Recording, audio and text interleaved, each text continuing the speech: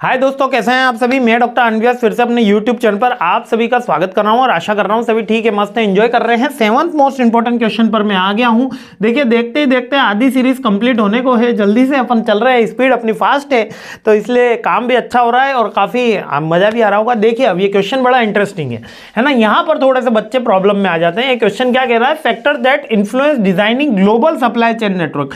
यानी यहाँ पर याद रखना पूछा गया है दोस्तों ग्लोबल सप्लाई चेन नेटवर्क के बारे में कि एक मेरे को सप्लाई चेन नेटवर्क बनाना है इंडिया के लिए, और एक मेरे को मल्टीनेशनल सप्लाई चेन बनाना है, और एक ग्लोबल सप्लाई चेन नेटवर्क बनाना है। तो जो ग्लोबल सप्लाई चेन नेटवर्क बनाना है, इसके पॉइंट्स और जो लोकल सप्लाई चेन नेटवर्क के पॉइंट्स होते हैं वो ऑलमोस्ट 4-5 तो सिमिलर होते हैं, लेकिन थोड़े पॉइंट्स इसके लाइक जियो पॉलिटिक्स का पॉइंट इसके अंदर आता है, ग्लोबल लॉस का पॉइंट इसके अंदर आता है, वो थोड़ा सा आपको याद रखना है।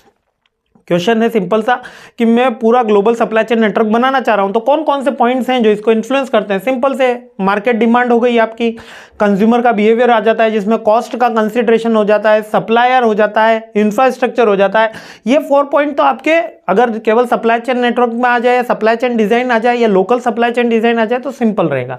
लेकिन जियो पॉलिटिक्स ये ग्लोबल के अंदर आता है ना। रेगुलेटरी फैक्टर्स ये ग्लोबल में आएगा। इसके अलावा रिस्क मैनेजमेंट और रेसिलेंस ये भी ग्लोबल के अंदर आप लिखिएगा, रेसिलेंस भी ग्लोबल के अंदर लिखिएगा। सस्टेनेबिलिटी एंड एनवायरमेंटल कंसिडरेशन ये ग्लोबल के अंदर आज प्रोमोस्ट एटमोस्ट मतलब मान सकते हो अपन कि सबसे ज्यादा आजकल क्या मांग रहे हैं, environmental consideration global supply chain में। और logistic and transportation facility, almost सारे पॉइंट सेम है कि कौन कौन से फैक्टर्स होते हैं जो सप्लाई चेन को इफेक्ट करते हैं। एक तो कॉस्ट करती है, एक सप्लायर करते हैं, एक मार्केट की डिमांड करती है, एक इंफ्रास्ट्रक्चर करती है, एक आईटी इशू भी अपन इसके अंदर लिख सकते हैं।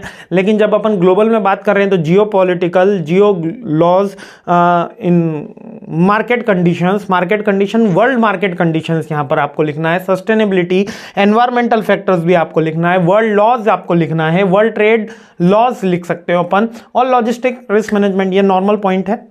क्लियर है ना। तो थोड़ा सा डिफरेंस है आंसर के अंदर, लेकिन इंपॉर्टेंट क्वेश्चन है। इस बार इंटरनल में भर भर के आया था ये वाला क्वेश्चन। ठीक है, चलिए आगे बढ़ते हैं, सीरीज आगे बढ़ाते हैं। जय हिंद।